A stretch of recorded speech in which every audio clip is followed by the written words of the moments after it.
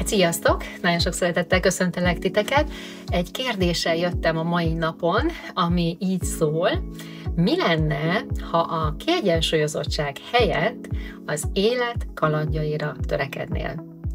Ez egy nagyon izgalmas kérdés, és hát amikor én először ezt meghallottam, akkor bennem is sok mindent megindított, mert tényleg felfedeztem azt, hogy igazából az eddigi életem során, amikor kitűztem a céljaimat, amikor terveztem az életemben, akár a bizniszemben, tehát az üzleti életben, akár a magánéletemben, vagy akár a hobbimat tekintve, ami ugye nagyon sokáig a fotózás volt, illetve most már nem hobbi, hanem egy kicsit több, de természetesen jelen van az életemben, kicsit máshogyan és kicsit nagyobb arányban, de hogy valahogy mindig az kiegyensúlyozottságra törekedtem. Valahogy mindig az volt bennem, hogy oké, akkor legyenek egyensúlyban a különböző életterületeim, a gyerekeimmel, a vállalkozásommal, szóval, hogy bármilyen módon is tekintek az életemre, az volt a gondolatom, hogy ez legyen kiegyensúlyozott.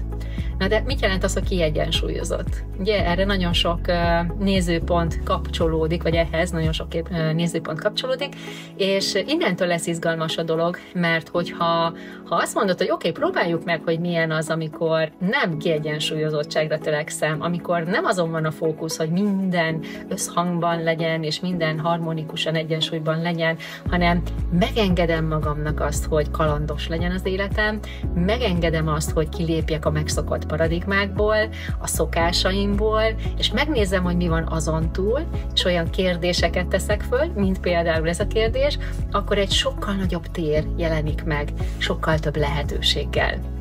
Én erre invitálnálak téged, hogy ezzel az eszközzel esetleg fedezd fel te is azt, hogy milyen lehetőségeid vannak, amit eddig talán nem láthattál meg, és csak játsz ezzel a kérdéssel, hogy mit jelent neked a kiegyensúlyozottság, mit jelent neked az, hogy kaland, van esetleg bármilyen nézőpont szempontjából összeütközés a kettő között, vagy bármi.